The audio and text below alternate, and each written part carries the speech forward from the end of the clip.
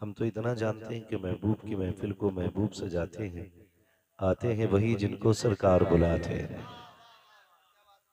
यहाँ आना भी सबके बस की बात नहीं होती है और यहाँ से जाना भी सबके बस की बात नहीं होती है।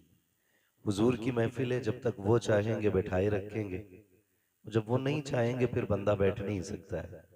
ये तो सभी ने जाना होगा और पता होगा। अजमेर शरीफ में गरीब नवाज आए, ऊँटों को बैठा दिया था, तो राजा महाराजाओं ने पूरी कोशिश की थी, ऊँट नहीं उठे थे। उठते भी कैसे, गरीब नवाज ने बैठा रखे थे। अगर गरीब नवाज के बैठाए हुए ऊँट नहीं उठ सकते तो हुजूर के बैठाए हुए गुलाम कैसे उठ सकते हैं। उम्मीद ये है इंशाअल्लाह थोड़ी देर और मुझे बर्दाश्त करेंगे, अल्लाह आपको सलामत रखे। मैं ज़्यादा देर गुफ्तगू नहीं करूँगा और ज़रूरी नहीं है कि एक आध घंटा गुफ्तगू हो तभी महफिल कामयाब हो। सच तो ये है कि तूफान नूह लाने से आखिर क्या फ़ायदा, एक कश्क ही बहुत है अगर कुछ असर करे। नौजवानों, आज इरफान भाई की मोहब्बतें आप देख रहे हैं और ये इन्होंने बच्चों के अकीक़े के मौके पे किया है। 3 बेटियां हैं, अल्लाह ने एक बेटा दिया है। अल्लाह बेटियों के नसीब को अच्छा करे और बेटे को लंबी उम्र अता फरमाए। हम लोगों को आज एक चीज पे गौर करना चाहिए कि बाप बाप होता है। जिस तरह इरफान भाई को अपने बच्चों के अकीक़े की, विलादत की ये सारी खुशियां हैं, इसी तरह हमारे बाप ने भी हमारी विलादत पे खुशियां मनाई होंगी। धीरे धीरे जैसे जैसे वक्त गुजरता जाता है, हम माँ बाप की कुर्बानियों को नजरअंदाज करते चले जाते हैं और जब हम कमजोर होते हैं ना, तो हमारे माँ बाप हमें उंगली पकड़ के चलना सिखाते हैं। हम एक बात को अगर कह नहीं पाते तो माँ बाप एक बार को रिपीट करके करते करते करते करते उस वक्त तक बच्चे से उस बात को रिपीट करते हैं जब तक वो बात कह ना ले। अगर हम बात करें कि अगर माँ बाप बच्चे को कलमा याद कराते हैं तो एक बार नहीं, 2 बार नहीं, सैकड़ों मर्तबा बच्चे को कलमा बताया जाता है, सुनाया जाता है, तब जाके बच्चे की जबान पे कलमा जारी होता है।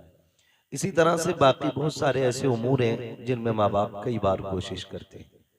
मैं नौजवानों सिर्फ इतना कहना चाहूंगा कि हमारी जबान अगर एक बार काम नहीं करती है तो माँ बाप 100 बार दोहरा लेते हैं, लेकिन बुढ़ापे में जब माँ बाप के कान काम करना छोड़ जाते हैं तो एक बाप के सामने बेटा किसी बात को 3 मर्तबा दोहराने के लिए तैयार नहीं होता।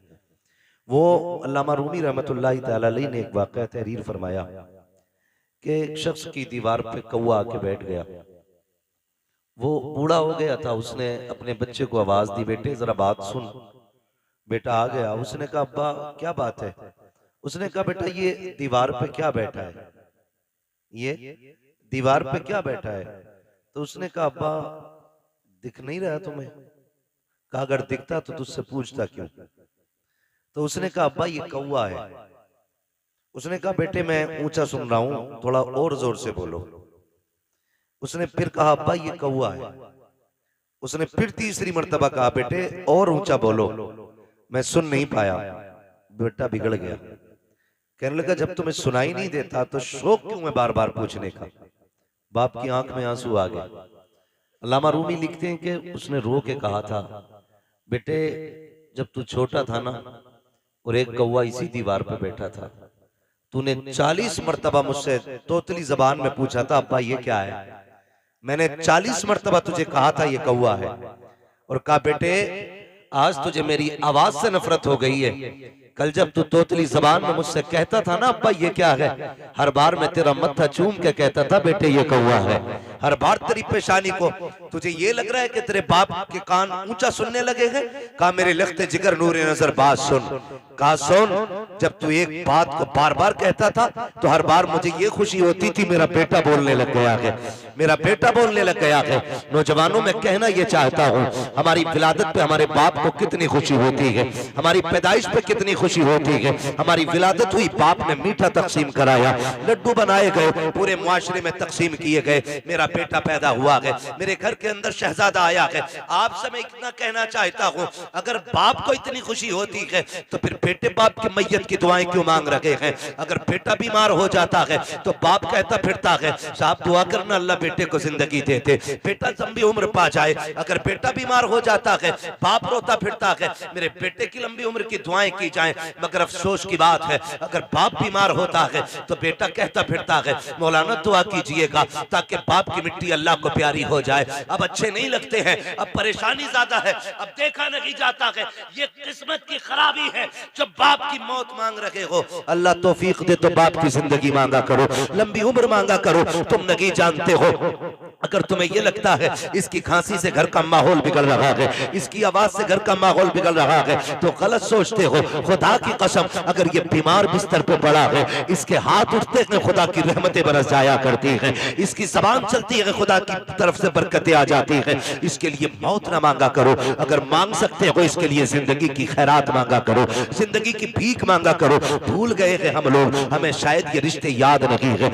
लोग तड़प जाते हैं, कहते हैं कि मेरा बाप अच्छा हुआ चला गया, गया तो घर खाली हो गया। शर्म आनी चाहिए, ये रिश्ते रब को कितने प्यारे हैं। बकरीद आने वाली है, सारे लोग गोश्त के चक्कर में पड़े रहते हैं। कोई कहता 80,000 का जानवर लिया है, कोई कहता 60 का लिया है। मेरे जैसा जानवर बस्ती में किसी का नहीं है। मुझे बताओ तो सही, ये कुर्बानियां जमाने के लिए हो रही है या खुदा के लिए हो रही है? अगर रब के लिए है तो फिर ये मुकाबला कैसा है, ये दिखावा कैसा है? जानवर को ला करके दरवाजे पे बांध दिया जाता है ताकि दुनिया देख करके जाए, जैसा सेठ का बकरा है ऐसा किसी का बकरा नहीं है, जैसे फला का जानवर है वैसा किसी का जानवर नहीं है। शर्म आनी चाहिए। हमारी कुर्बानियां अल्लाह के लिए हो, हमारी तमाम जितनी भी नेकियां हैं अल्लाह और उसके रसूल की पूरी कुर्बानी ये किसी रिश्ते की याद दिलाती है। इतनी आसानी से सिर्फ कुर्बानी कह के नहीं गुजरा जा सकता है।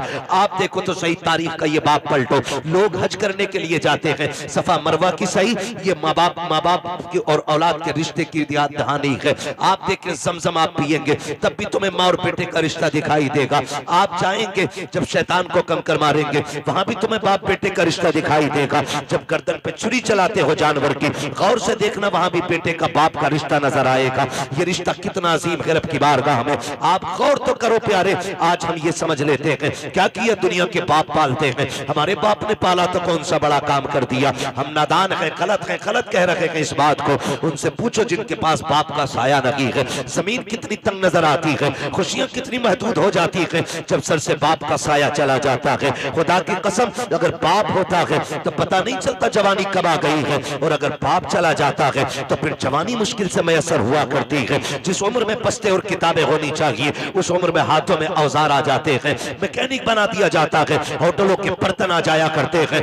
माँ बाप का न होना जिंदगी को तबाह बर्बाद कर देता है। अल्लाह ने माँ बाप जैसी दौलत दी है, नौजवानों उनकी इज्जत करना, उनकी खिदमत करना। जब तक माँ बाप होते हैं ये समझ लेना खुदा की रहमतें नाजिल होती रहती है। मैं तारीख का ये बाप पलटना चाहता हूँ। आप तारीख उठा करके देखिए, अल्लाह के खलील हजरत इब्राहिम अलैहिस्सलातु व तस्लीम, हजरत इब्राहिम की आप जिंदगी पढ़िए। आपने पूरी जिंदगी रब की बारगाह में इम्तिहानात पेश किए, क्यों ना करते? क्योंकि खलील है, अल्लाह के दोस्त हैं, कुर्बानियां पेश कर रहे हैं, इम्तिहानात की मनाजिल से गुजरते जा रहे हैं। आज जानवर कुर्बान करने की बात आती है। अभी बात बताई थी, जैसा कि कहा गया था, अभी मुफ्ती साहब ने बताया था कि जब कुर्बानी की बात आती है लोग बहाना कर देते हैं, कर्जा है नहीं कर सकते, पता नहीं है चटनी नहीं चल रही है, रोटी नहीं चल रही है। और अगर कोई बेचने लग जाए, अभी 1 लाख का मोबाइल खरीद लेगा, 70,000 का मोबाइल खरीद लेगा, लेकिन कुर्बानी के लिए 3500 रुपए देते हुए कलेजे फट जाया करते हैं। तुम्हें सोचना चाहिए, कुर्बानी अल्लाह की बारगाह में बहुत बड़ी इबादत है।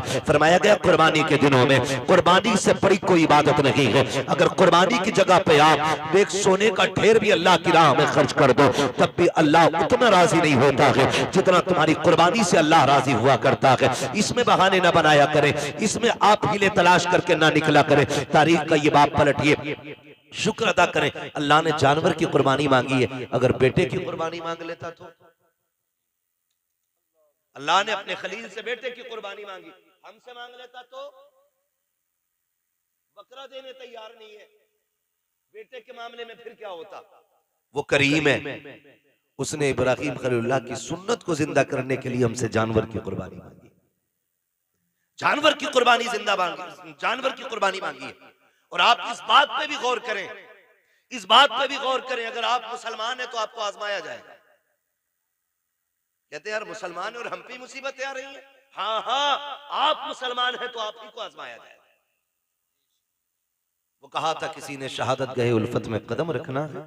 लोग आसान समझते हैं मुसलमान होना, जब आपने कहा है ना ला इलाहा इल्लल्लाह, तो फिर अब इम्तिहान से भी गुजरना पड़ेगा, आपको इम्तिहान देना पड़ेगा। और आप ही नहीं, सबने इम्तिहान आती है। मेरे नबी फरमाते सबसे ज्यादा मुझे आजमाया गया है, सबसे बड़े बड़े इम्तिहानात मेरे रहे, मेरे महबूब के सबसे बड़े इम्तिहानात रहे। लेकिन हुजूर ने इम्तिहानों में क्या किया, तारीख गवाह है। किसी ने पत्थर मारे, मेरे हुजूर ने बदले में पत्थर नहीं मारा। किसी ने सितम किए तो हुजूर ने बद्दुआ नहीं की। मक्के से निकाले गए, लेकिन हुजूर ने कभी बद्दुआ के लिए हाथ नहीं उठाए।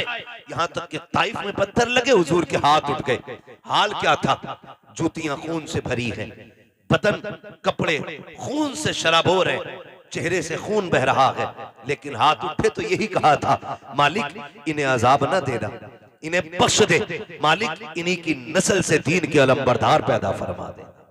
ये हमारे हौसले हैं, ये हमारे मामलात हैं। जरा से इम्तिहान आता जाए, लोग को कलेजे फट जाते हैं। हम मुसलमान हैं, हम पे ये सितम हो रहा है, हम मुसलमान हैं, हम सताए जा रहे हैं, कहाँ है अल्लाह की मदद नहीं आती, कब आएगी अल्लाह की मदद। ओ भाई, इम्तिहान की घड़ियां हैं, इनको जरा संभल के पार करना है। जो इम्तिहान में पार हो जाता है, इम्तिहान पास कर जाता है, समझ लेना दुनिया भी कामयाब है, आखिरत भी कामयाब है। कैसे कैसे आजमाया जाता है, यही अल्लाह के खलील है। आपको कैसे आजमाया गया, जंगल में रखा गया, अल्लाह के खलील ने सब्र किया, फिर क्या किया गया, लोगों ने बहुत सताया, परेशान किया, आपने पुत तोड़े, लोग दुश्मनी पे आमादा हो गए, यहां तक कि नारे नमरूद को तैयार किया गया।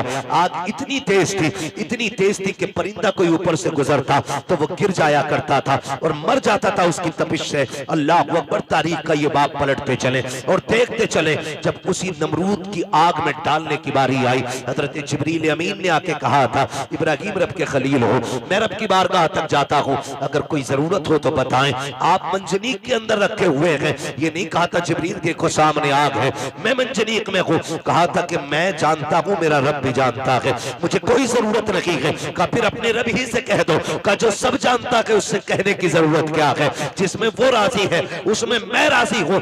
ये कह के आप राजी हो गए। जब नारे नमरूद में डाला गया, अल्लाह ने आग को ठंडा होने का हुक्म दिया, आग ठंडी और सलामती वाली हुई। आप नारे नमरूद में रखे, बाहर तशरीफ लेकर के आए। उसके बाद फिर आप हजरत सारा के साथ अपना वतन छोड़ देते हैं। बहुत लंबा वाकया है, बादशाह ने पकड़ा। फिर उसके बाद बदले में आपको हजरत हाजरा भी तोहफे में पेश की गई। हजरत हाजरा से आपने निकाह किया। जब कोई औलाद न थी, अल्लाह ने हजरत हाजरा से एक बेटा अता फरमाया।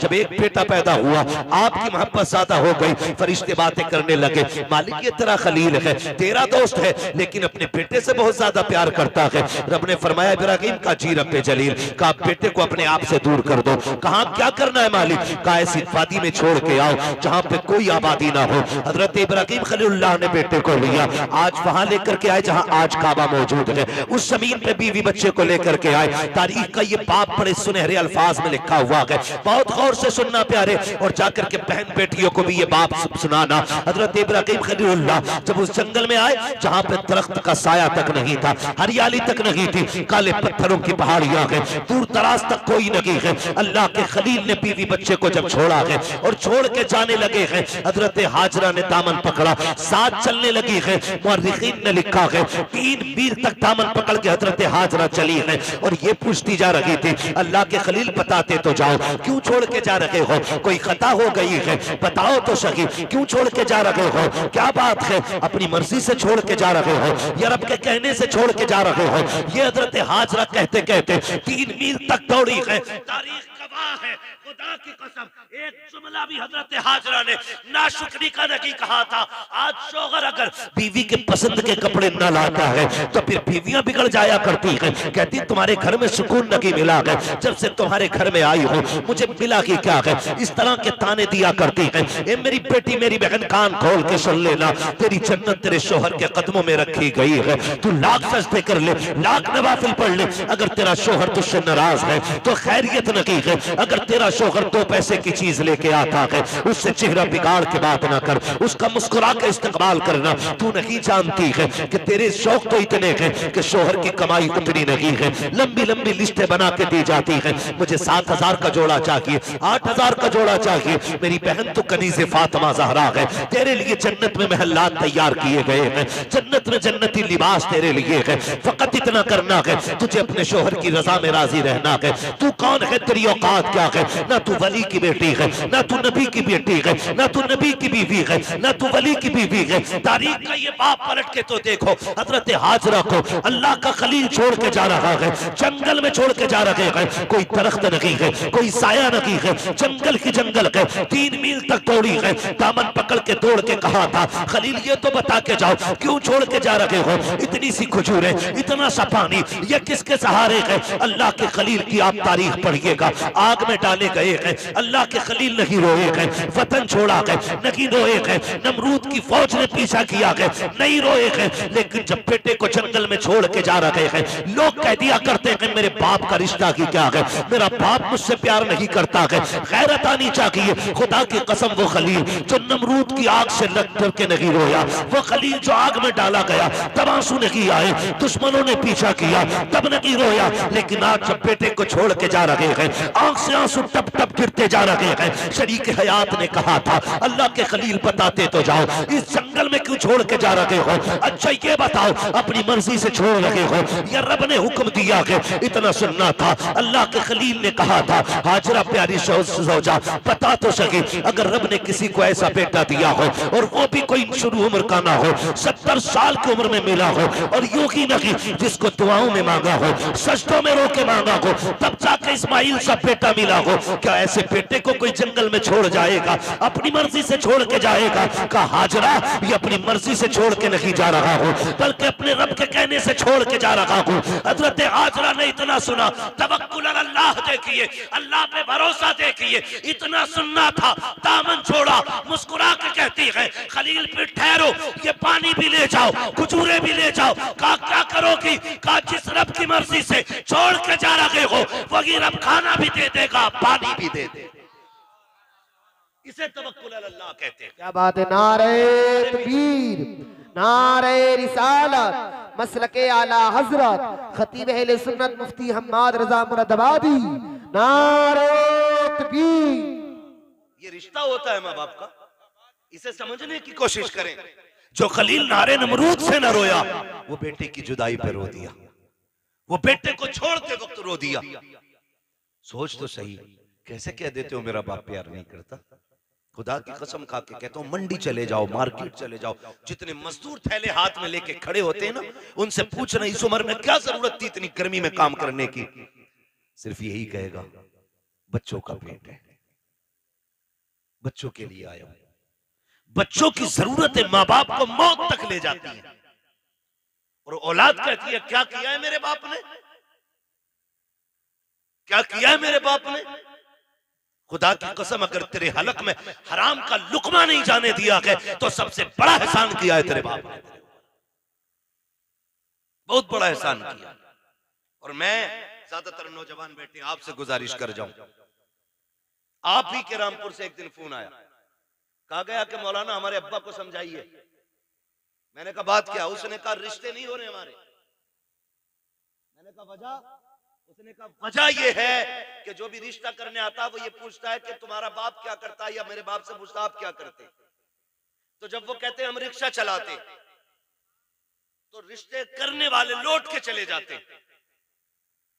तो उसने कहा हमें गैरत आ रही है, हमारा बाप रिक्शा चला रहा है।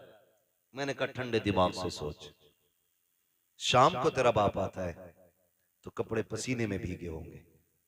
कहा हाँ। तो मैंने कहा उसके तलवे चूमा कर, वो पसीना बहा के कमा के लाता है, किसी का खून बहा के कमा के नहीं लाता है। हमारी दुनिया को हो क्या गया है? हमें करोड़पति चाहिए, चाहे दलाल हो, रिश्वतखोर हो, ब्याज लेने वाला हो, हराम की दौलत इकट्ठे करने वाला हो। ये 4 चांद कब तक? जब तक मौत नहीं आ रही। जिस दिन मरोगे तो याद रखना, गरीब की भी कब्र वही बनती है जहां अमीर की बनती है।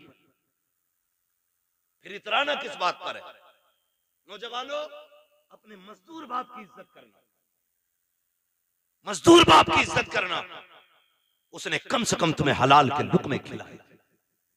फरमाया गया जो हराम के लुक़्मे खा के पड़ेगा जिस्म, वो जहन्नम का ईंधन बनाया जाएगा।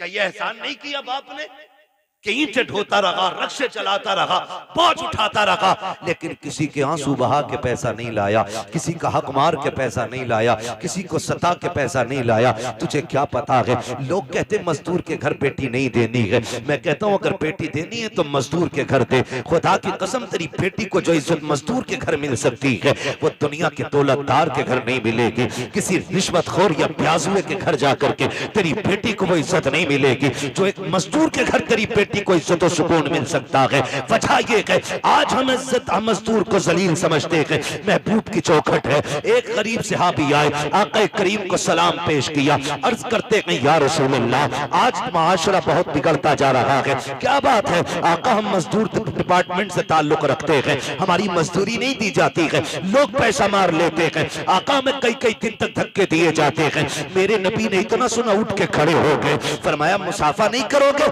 कहते हैं या रसूल अल्लाह हाथ ऐसे नहीं है जो आपके हाथ में दिए जा सके। क्या बात है? काका इन हाथों से मजदूरी करता हूँ, हाथों में छाले पड़े हैं, फेटे हैं, कहाँ आप जैसे आपके गुलाब जैसे हाथ, कहाँ मेरे ये सख्त हाथ। आका खैरत आती है आपके हाथ में हाथ देते हुए। मेरे नबी ने उसके हाथ देखे, फरमाया ला तेरे हाथों को बोसा दे दो। इतना सुनना था, मजदूर की आंख में आंसू आ जाते हैं। या रसूल अल्लाह आप बोसे की बात करते हैं, यहाँ मजदूर को बगल में बैठा के कोई पानी नहीं पिलाता है, यहाँ साथ बैठा करके कोई एक प्लेट में खाना नहीं खिलाता है। आका आप हैं कि चूमने की बात कर रहे हैं। मेरे नबी ने इतना सुना, फरमाते हैं खाली सिर्फ निजाम नहीं बनाना है बल्कि जमाने को मजदूर की इज्जत भी बतानी है। आका करीम ने जब मजदूर के हाथ को बोसा दिया तड़प गया आका, इतनी इज्जत। फरमाया सिर्फ इज्जत नहीं, एक कानून भी बता रहा हूं, जाओ जमाने से कह देना कि मजदूर की मजदूरी पसीना सूखने से पहले दे दो। का ये इज्जत किसने दी है तो बता देना, ये इज्जत मदीने वाले मुस्तफा ने अता की। हम मजदूर को हिकारत से देखते हैं और मेरे नबी ने फरमाया लो एक इज्जत का ताज और दे रहा हूं। हुजूर कौन सा?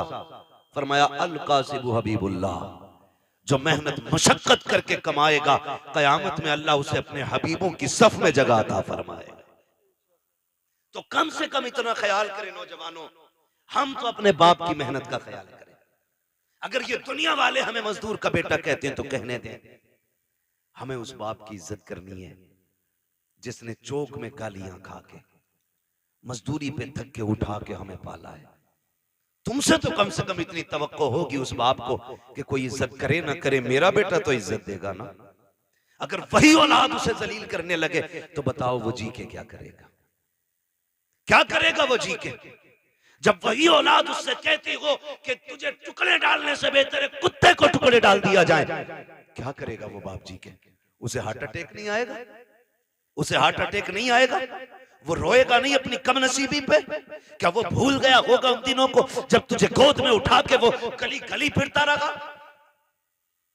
मुझे बताओ, तुझे सर्दियों में बुखार आया, बाप ने सारे कंबल तुझे उड़ाए, खुद ठंडी में सिकड़ता हुआ मंडियों के गलियों के बाजारों के हॉस्पिटलों के चक्कर लगाता रहा, खुद मर गया लेकिन बेटे को जिंदगी दे गया। लाजिम है हर बेटे पे अपने माँ बाप की इज्जत करे, अपने माँ बाप की इज्जत करे। पढ़े तारीख, आप कभी ये नहीं कह सकते अपने बाप से आपने क्या किया मेरे लिए। खुदा की कसम जितना एक बाप कर देता बेटे के लिए कोई तुम्हारे लिए उतना नहीं कर सकता। मैं तो चैलेंज के साथ कहता हूं, एक बाप को तोलने के लिए ना खुदा की कसम जिंदगियां कम पड़ जाएंगी, लेकिन बाप की मशक्कतों का अंदाजा नहीं लगाया जा सकता। आप भी जानते हैं एक आदमी को अपना पेट पालने में कितनी मुश्किल आ सकती है। कोई मुश्किल बात है एक आदमी को पेट पालना? कोई मुश्किल बात नहीं और कोई मशक्कत भी नहीं। अकेला बंदा कहीं भी खा पी के गुजारे कर लेता है, लेकिन दुनिया भर की सहूलतें बाप औलाद के लिए उठाता है, औलाद के लिए उठाता है। बेटा पैदा हो मीठा तकसीम करता है, जवान हो जाए तो निकाह की तैयारियां करता है। हाँ आप देखें ना मास्टर इरफान साहब, इन्होंने इतना खर्च किया। मैं कहता हूं कि अगर और इनका बेटा ना इनकी दवा के लिए सिर्फ इतना खर्च कर देना जितना आज इन्होंने किया अपने बच्चों के लिए, तो शायद बड़े सुखी रहेंगे। लेकिन हम भूल जाते हैं। हम अपने बाप की दौलत को अपनी समझते हैं, लेकिन अपनी दौलत को बाप की दौलत नहीं समझते। ये कड़वी सच्चाई। जो बाप कमाता रहा है, तुम अपनी मर्जी से फर यारों में उड़ाते रहे, फर उड़ाते रहे। अब्बा आज मेरा बर्थडे है, अब्बा आज मैं पास हुआ हूं, यारों को पार्टी देनी है। वो कैसे कमा के लाता रहा, उसने तुमसे नहीं बताया। जो तुम मांगते रहे वो देता रहा। उसने बुढ़ापे में इतना कहा था, बेटे खांसी बढ़ गई है, एक सिरप चाहिए। तुमने मुंह बिगाड़ के कहा, तुम्हारे खर्चे उठाऊं या औलाद के खर्चे उठाऊं? लोग कहते हैं बाप उस दिन मरा जिस दिन सांसें रुकी। मैं कहता हूं नहीं, ये तो उस दिन मर गया था जिस दिन बेटे ने हाथ रोक लिया था, उसी दिन बाप मर गया था। खुदारा बदलो अपने आप को, अपने बाप की इज्जत किया करो। और दुनिया में तुम्हारे बाप को कोई इज्जत नहीं देता, तुम इज्जत दे के बताओ कि तू किसी की नजर में जलील होगा, लेकिन मेरी नजर में तेरी इज्जत एक बादशाह से ज्यादा है।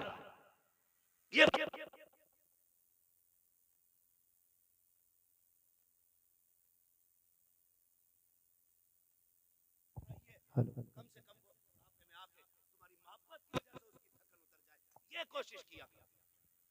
अक्सर नौजवान मेरे सामने बैठे, अल्लाह करे हर नौजवान अपने बाप की इज्जत करने लग जाए, बाप की इज्जत करने लग जाए। हम तो ये सोचते हैं ना, ये सोचते हैं ना, जो भी कमाया वो हमारा है, हमारे बाप का कुछ नहीं है। नहीं, ख्याल करो यार, ख्याल करो। एक बाप की जिंदगी अपनी औलाद के लिए पूरी सर्व कर देता है बाप।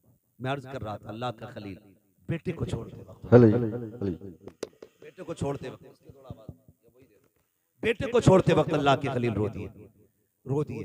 तारीख का ये बाप भी पलटे। तवज्जो है? थके तो नहीं अभी?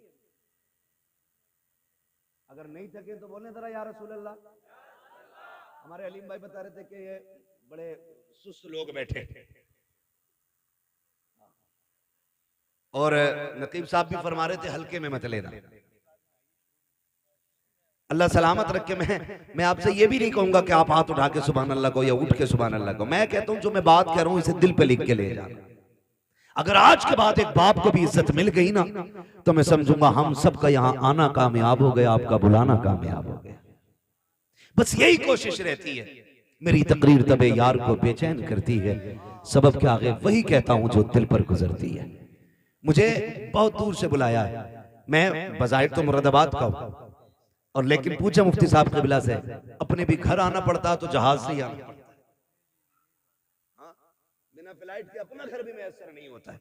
अल्लाह ने ये ड्यूटी लगा रखी है, जब तक वो चाहेगा ये नौकरी अंजाम देते रहेंगे। मगर आपसे इतनी गुजारिश है, इतनी मेहनत से हमारे इरफान भाई ने ये महफिल सजाई है, ये कोशिशें की हैं, आपके बैठने का इंतजाम किया है, सिर्फ इसलिए किया था कि हमारी बस्ती वालों तक दीन की कुछ बातें पहुंच जाए, दीन की कुछ बातें पहुंच जाएं। अल्लाह करे आज के बाद किसी बाप को इज्जत मिल जाए, कोई मां मुस्कुराने लग जाए, खुदा की कसम फिर समझ लेना इनका ये जो सारी कोशिशें करना है अल्लाह की बारगाह में मकबूल हो गया। अल्लाह के खलील तो छोड़ के आ गए, हजरत हाजरा ने बेटे को लिया, पलट के उसी जगह पे आई जहां छोड़ के गए थे। पहली शाम आई, जब शाम आई तो दरिंदे जानवर बाहर निकल के पहाड़ियों से आए, बाहर निकल के आए पहाड़ियों से और चीखने लगे।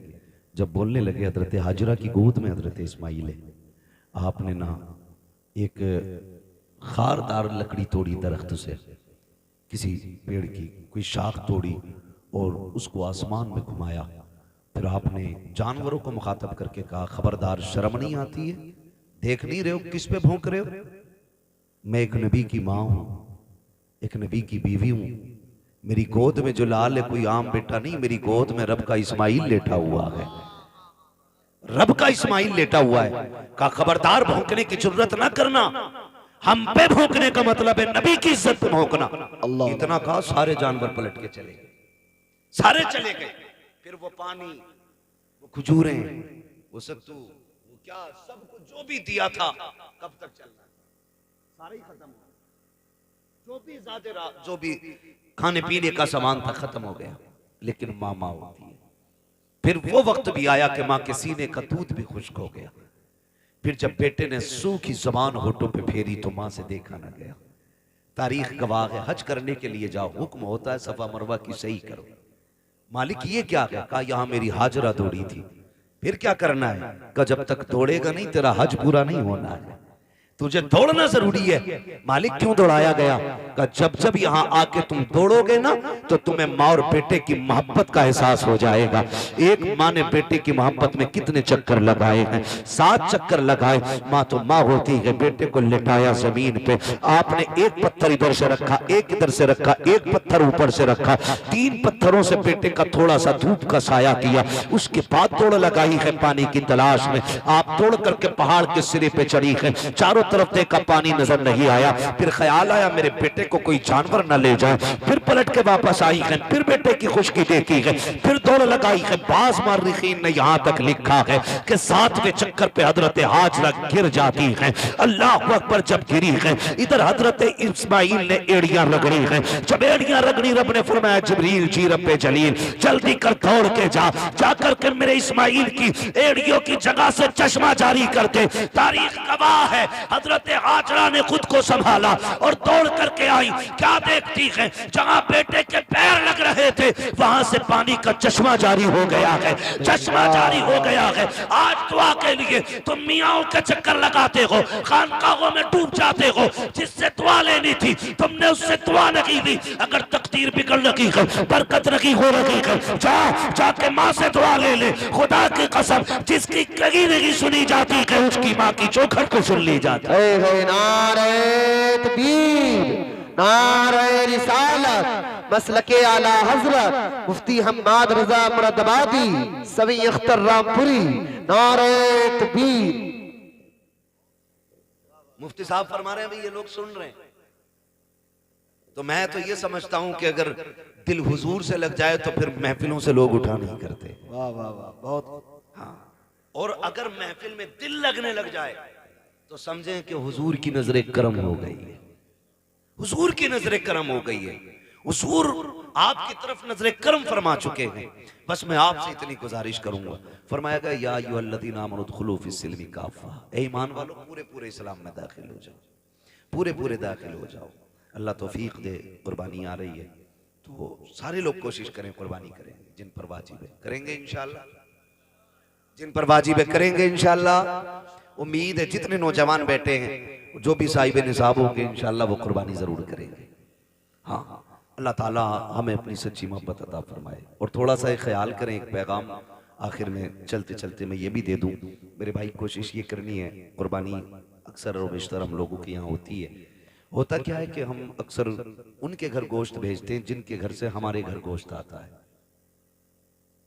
है ना? उनके घर गोश्त भेजते हैं ज्यादातर जिनके घर से हमारे घर आता है। यानी जिनके घर से हमारे घर गोश्त नहीं आता उनके घर हम गोश्त नहीं भेजते। और बात बताऊं अगली, बुरा ना मानिएगा, मैंने पहले ही कहा था, वही कहता हूं जो दिल पर गुजरती है। अगर किसी बंदे ने एक बड़े का कुर्बानी की और एक बकरे की कुर्बानी की, तो कमजोर लोगों में बड़े की बोटियां भेजी जाती हैं और बड़े लोगों में छोटे की बोटी भेजी जाती है। यही होता है ना? हाँ, कहेंगे भी नहीं हाँ, क्योंकि शर्म आती है। मैं तो ये नहीं कह रहा कि आप करते, लेकिन होता है कुछ जगह पे ऐसा। मैं आपसे ये कहूंगा यार, वो भाई अल्लाह तौफीक दे। तो पहली बात तो ये कि 4-4 बोटियां बांटने का रिवाज है, 8-8 बोटी बांट रहे हैं। कम से कम इतनी तो दो जो कम से कम एक वक्त का खाना हो जाए किसी के घर का। कुछ जगहों पे तो हजरत मसला ये है कि बकरीद के गोश्त से मुहर्रम का हलीम बनाते हैं। ये कंडीशन हमारी कौम की है। कुर्बानी के बाद ऐसा फ्रिज में पैक करते हैं कि मुहर्रम की 9 तारीख को ही निकलता। बड़े सनीचर लोग हैं भाई। डॉक्टर से पूछो तो गोश्त जितना बासी होता जाएगा ना, उतनी बीमारियां उसमें बढ़ती चली जाती हैं, और दही जितना बासी होता जाएगा उतना मुफीद होता जाता है। कई बार तो खा खा के लोग बीमार हो जाते हैं। मैं तो कहता हूं कुर्बानी की बरकत है, वरना लोग मर जाएंगे इसे खा के। कितना वक्त रह जाता है कुर्बानी से मुहर्रम तक का? 1 महीना ना, 30 दिन। कुछ थोड़ा थोड़ा निकाल के खाते रहते। अल्लाह पे भरोसा रखो यार, जो आज दे रहा है वही आपको कल भी देगा। बोलो देगा क्या नहीं? अच्छा, आपने देखा होगा कि ये जो परिंदे उड़ते हैं रोज सुबह सुबह, शाम को जब आते हैं कुछ बचा के लाते हैं या खाली खा के आ जाते हैं? क्या करके आते हैं? बोल सकते हैं तो बोले जरा, अल्लाह ने जबान दी है तो। खा के आ जाते हैं ना, रख के तो नहीं लाते। अगले दिन फिर उड़ते हैं, फिर खा के आते हैं। और ताज्जुब की बात यह है कि भूखे जाते हैं और पेट भर के वापस आते हैं। इनका कोई खेत है, बिजनेस, मंडी? अच्छा, इतनी तपिश, इतनी गर्मी है अभी कि हर जगह पानी भी मैसर नहीं है। आदमी को 24 घंटे पानी ना मिले पागल हो जाए। जंगलों में पानी नहीं, लेकिन परिंदे फिर भी जिंदा हैं। फिर वो जिंदा कैसे? पानी कौन देता है? अल्लाह देता है ना। वो रोज खा के उड़ के आ जाते हैं, छोड़ के नहीं आते, क्योंकि उनका भरोसा ये है कि हमें रब देने वाला है। क्या बात है, बहुत अच्छा है। रब देने वाला है। जानवरों का भरोसा अल्लाह पर है। इंसान 1 महीने के लिए रख के पड़ा। ये तो कुर्बानी का है। लोगों ने जन्नत का उठा के रखना शुरू कर दिया था, वो अल्लाह ने वो बंद कर दिया था। आपको अल्लाह ने अगर दिया है तो फ्रिज में ना भर। कितने ऐसे लोग आज भी हमारे मुआशरे में हैं जिन्हें साल साल भर गोश्त खाने तक की तौफीक नहीं होती। वजह इतनी ये है कि कंजूस नहीं है, कमजोर लोग हैं, मजदूर लोग हैं, महंगाई ने कमर तोड़ दी है। किसी के आगे बेटियां जवान हैं, किसी के घर में बेटे परेशान है, किसी को बीमारी ने घेर रखा है, कोई मुसीबत में है, कोई आजमाइशों में है, कोई बीमारियों में है। इस वजह से कितने लोग गोश्त नहीं खा पाते हैं। अल्लाह ने तुझे तौफीक दी है। ओ यार, अगर तूने बकरे की कुर्बानी की है, अमीर तो 8वें दिन 10वें दिन बकरा खा ही लेता है। कभी उस गरीब के घर भी बकरे का गोश्त भेज दिया करो, जिसके बच्चे बाप से कहते हैं बकरे का गोश्त हमने नहीं खाया है, कभी हमको भी बकरे का गोश्त खिलाया जाए। कई बार मजदूर गरीब मंडी गया है, कई बार दुकान जाकर के लौट आया है, का बेटे गया तो था 700-800 का रेट था, इतनी तो तेरे बाप की मजदूरी भी नहीं है, जितने का गोश्त था ये सोच करके बाप लौट आता है। तुम्हें रब ने अगर तौफीक दी है, अगर तुमने छोटे की कुर्बानी की है अल्लाह की रजा के लिए, कभी उन गरीबों के घर दे दो जिनके यहाँ कभी गोश्त नहीं गया है। खुदा की कसम खा के कहता हूँ, तूने 4 बोटी अगर अमीर के लिए दी है, चर्चों के लिए दी है, ताल्लुकात के लिए दी है, सिर्फ वाफा के लिए दी है, तो ये 4 दिन के लिए है, खत्म हो जाएगा। अगर तूने वही बोटियां किसी गरीब की दिलजोई के लिए दी है, खुदा की कसम मर के कयामत में आना, अल्लाह तुझे इज्जतों के ताज अता फरमा। भाई वाह वाह वाह, जिंदाबाद जिंदाबाद, बहुत खूब। गोश्त उन्हें दे जिनके यहाँ हुआ ही ना हो। कई बार ऐसा होता है जिनके घर कुर्बानी हुई है, 2 क्विंटल में से 50 किलो इसके घर रखा, और मोहल्ले वालों ने भी एक तसला भेज दिया। और कितने गरीब ऐसे होते हैं कि बकरा ईद के घर दिन भी उनके घर में दाल बनती है। इसे ईद कहते हो? तेरी बस्ती के अंदर अगर एक बंदा भी ईद के दिन चटनी से खाएगा तो तुझे गैरत से मर जाना चाहिए। अल्लाह तौफीक दे तो ये गरीबों में तकसीम करे। आपके घर के होते हुए किसी घर में दाल या चटनी नहीं। आज ये रब की दावत का दिन है, रब की दावत का दिन है। हर घर में गोश्त की खुशबू आनी चाहिए, हर घर में तकसीम करें। और याद रखिए, जो अल्लाह के लिए करता है फिर अल्लाह कभी उसको गिरने नहीं देता है, गिरने नहीं देता है। और वो लोग बेवकूफ हैं जो उठा के रखते हैं। जब बर्तन खाली होता तभी नया भरा जाता है, जब पहले से भरा होता तो फिर उसमें जगह ही नहीं होती, वो भरेगा कहां से? आप खाली करते रहो, मेरा रब तुम्हारे बर्तनों को भरता रहेगा। जो खर्च करना नहीं जानते उन्हें कमाइयों का भी तरीका नहीं आता है। कमाई का भी तरीका उन्हीं को आता है जो खर्च करना जानते हैं। आप अपनी कमाई में गरीबों का हिस्सा रखें। कुर्बानी आ रही है, सारे लोग कुर्बानी करें। अल्लाह तौफीक दे, अपने बच्चों को दीन की तालीम दे। जिस तरह हमारे इरफान भाई ने अपने बेटों के अकीक़े की खुशी में, बेटियों की खुशी में माशाल्लाह खुश नसीब है। फरमाया गया अल्लाह जिसे 3 बेटियां दे और वो पाल पोस के उन्हें इज्जत से रुखसत कर ले, हुजूर ने फरमाया वो बंदा जन्नती होता है, वो बंदा जन्नती होता है। और फिर अल्लाह ने 3 बेटियां दी हैं, मुज्दा मुकम्मल है। यहाँ तक कि 2 बेटियों के लिए भी खुशखबरी है, 1 बेटी वाले के लिए भी खुशखबरी है। लेकिन सबसे पहले 3 का तज़किरा आया था। अल्लाह ने 3 बेटियां दी हैं, 1 बेटा दिया है। अल्लाह आपको भी बेटी बेटा देना। तो मैं तो ये कहता हूँ कि बेटी पे भी उतनी खुशी किया करो जितने बेटे की पैदाइश पे खुशी करते हो। इसलिए कि याद रखना, कभी कभी बेटे वो काम नहीं करते जो बेटियां काम कर जाया करती हैं, और बेटियों की मोहब्बत बाप से हमेशा जुदा होती है। बेटी के प्यार को बेटों का प्यार नहीं लगा करता है। आप भी जानते होंगे, आपसे जितनी मोहब्बत आपकी बेटी करती है उतना आपका बेटा नहीं करता होगा, इसलिए कि बेटियां तड़प जाती हैं बाप के बगैर। पूरी जिंदगी वो सिर्फ बाप के चेहरे की मोहताज रहती हैं। और फिर अल्लाह ने बेटी की मोहब्बत भी बाप के दिल में कैसी डाली है। मेरे नबी ने खातून जन्नत को सीने से लगा के कहा था, मेरी फातिमा मेरे जिगर का टुकड़ा है। जिस दिन मेरे नबी ने कहा मेरी फातिमा मेरे जिगर का टुकड़ा है, उस दिन से आप जाकर के मंडी में देखो, सफेद बालों वाला रक्षा चला रहा होगा, कमर झुकी है लेकिन मजदूरी कर रहा होगा। क्या बात है चाचा, क्यों मजदूरी कर रहे हो? कहा बेटी को रुखसत करना है। ये बाप तो कत्ल कर देता था, ये बाप तो दफन कर देता था इस बेटी को। आज इस बेटे बाप के दिल में बेटी का प्यार कितना आ गया है। खुदा की कसम बुढ़ापे में मजदूरी कर रहा है ताकि बेटी को इज्जत से रुखसत कर सके। और जब घर आता है ना तो सारी थकन बेटी का चेहरा देख के उतर जाया करती है। ये प्यार अल्लाह ने बेटियों का दिल में जिंदा रखा है, ये कायम किया है। जब बेटी शुरू शुरू में पैदा होती है तो बाप को बोझ लगती है, जैसे जैसे दिन बढ़ते जाते हैं वैसी वैसी बेटी की मोहब्बत के दिल में चिराग रोशन होते चले जाते हैं। फिर यही बेटी जब रुखसत होती है तो बाप किसी की मैयत पे इतना नहीं रोता जितना बेटी की रुखसती पर रोया करता है।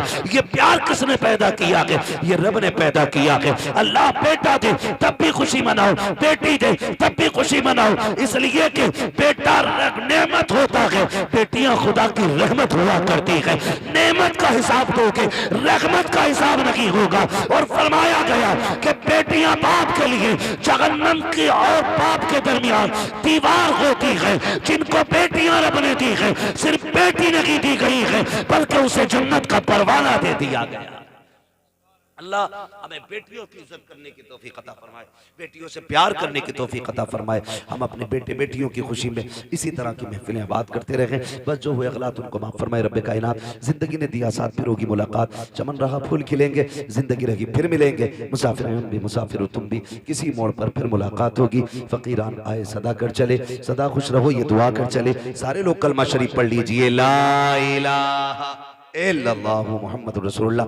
मेरी सारी बातें याद रखेंगे, माँ बाप की इज्जत करेंगे इंशाल्लाह।